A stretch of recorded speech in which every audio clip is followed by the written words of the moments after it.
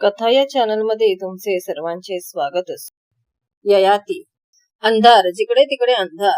मी चिडून माझ्या पायाकडे नाही तर हाताकडे पाहत बसलो की ओठ हळूच माझ्या कानात कुजबुजत, वेडा आहेस तू, शरीराने काय सदैव तुझं शत्रुत्वच केलं आहे। त्या रात्री अलकेच्या ओठातलं अमृत तुला कोणी आणून दिलं? आम्हीच ना।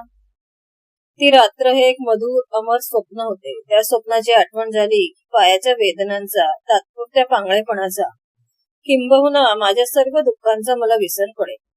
बाहेर स्वच्छ ऊन पडलं असलं तरी त्या रात्रीच्या स्मृती सरशी ते मावळे। मग हातात निरांजन घेऊन उभ्या असलेल्या रमणीसारखी ती रात्र माझ्या डोळ्यांपुढे उभी राहील। तो जाईच्या फुलांचा मादक सुगंध, तो अलकेच्या केसांचा मृदुल स्पर्श, ते तिच्या ओठातले मधुर अमृत, त्याच्या स्मरणाने माझे शरीर रोमांचित होईल। त्या 3-4 महिन्यात मला अतिशय सुख दिले असेल तर त्या या स्मृती। वेळी तिच्याशी खेळत बसायचा छंदच मला जडला। मात्र त्या सुखाचा पुन्हा एकदा आस्वाद घ्यावा असे वाटत असूनही ती संधी मला लाभली नाही। अलका अनेकदा माझ्या सेवेला येई, पण दिवसा। पुन्हा रात्री ती कधीच आली नाही। रात्री दुसऱ्या अनेक दासी आलटून पालटून माझ्या सेवेत असत। त्यात काही तरुणही होत्या, पण मला अलका हवी होती। ती जाईच्या फुलांची वेणी घातलेली, ती गट्टी फू करीना असे सांगून पट्टीवर औषध घालणारी, हे काय युवराज असे अर्धवट रागाने आणि अर्धवट आनंदाने म्हणणारी माझी बालमैत्रीण अलका मला हवी होती।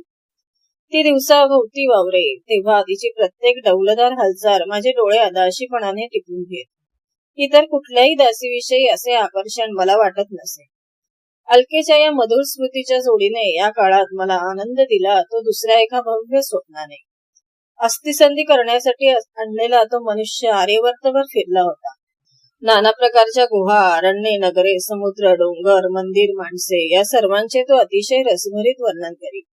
त्या वर्णनांनी नकळत माझ्या मनात एक सुंदर स्वप्न बनले।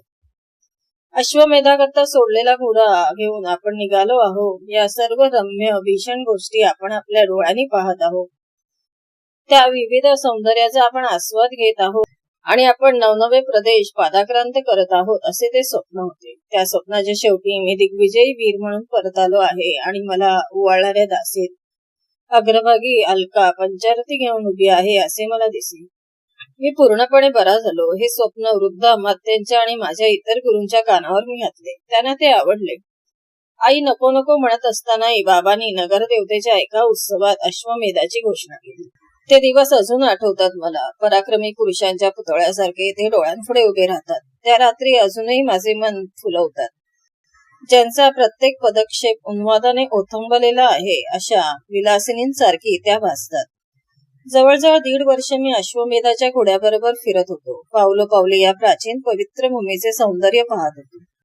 पंचमहाभूतांच्या तालावर गायली जाणारी तिची असंख्य गोड गीते कानात साठवून ठेवत होतो। तिची नवनवी नृत्ये डोळ्यात सामावून घेत होतो। उत्तर, पश्चिम, दक्षिण आणि पूर्व असा अश्वमेधाच्या घोड्याचा मार्ग होता। प्रत्येक भागातील भूमी किती मनोहर होती। ऋतुला ती नवी सुंदर वस्त्रे नेसत होती, नाना प्रकारच्या अलंकारांनी नटत होती। एखाद्या वेळी ती लोकमाता सजीव होऊन माझ्या पुढे उभी राहिली आहे असा मला भास होई। मग नद्या या तिच्या दुग्धधारा वाटत, पर्वतांच्या स्तनातून वाहणाऱ्या या धारांनी ती आपल्या लाखो लेकरांचे पोषण करत आहे या कल्पनेने मी पुलकित होई। कधी कधी रात्री आईची मूर्ती डोळ्यांपुढे उभी राहील। मग तिला दिलेल्या वचनाची आठवण मला होई। नाही, मी कधीही संन्यासी होणार नाही असे मी आईला वचन दिले होते। त्यातला शब्द मी खरा करून दाखवला होता। जगाकडे पाठ फिरवण्याऐवजी त्याला तोंड द्यायला मी निघालो होतो। मी जग सोडून राणावनात पळून जाणार नव्हतो, मी ते जिंकून अंकित करणार होतो। आमच्या घोड्याला फार थोड्या राज्यात विरोध झाला। बाबांनी आपल्या शौर्याने साऱ्या आर्यावर्तात भीती निर्माण करून ठेवली होती। प्रत्यक्ष इंद्राचा पराभव करणाऱ्या नहुष राजाचा अश्वमेध, मग त्याचा घोडा अडवण्याची छाती कुणाला होणार? ज्यांनी अविचाराने विरोध केला त्यांना ययाती हा पित्याला शोभेल असाच पुत्र आहे हे मी कृतीने दाखवून दिले। असल्या साऱ्या लहान मोठ्या संघर्षात मला परमावधीचा आनंद होईल। मृगयेत मी निपुण होतो।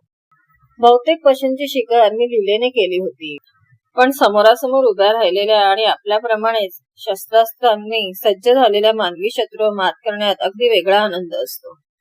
अशा वेळी वीरांच्या बाहूंना खरेच पूर्ण चढते। मृगयेपेक्षा युद्धात मिळवलेल्या विजयाचा आनंद अधिक उन्मादक असतो।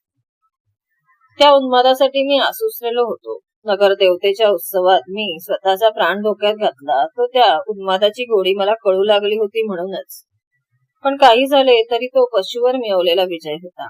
या पर्यटनात मोठमोठे राजे महाराजे जेव्हा माझ्या पुढे लोटांगणे घालू लागले, मी म्हणवणारे वीर जेव्हा चीची करीत दाती तृण धरून मला शरण आले, तेव्हा मी आनंदाच्या उत्तुंग शिखरावर जाऊन उभा राहिलो. व्हिडिओ आवडल्यास चॅनलला लाईक, सबस्क्राईब, शेअर करा आणि नोटिफिकेशनची बेल दाबा.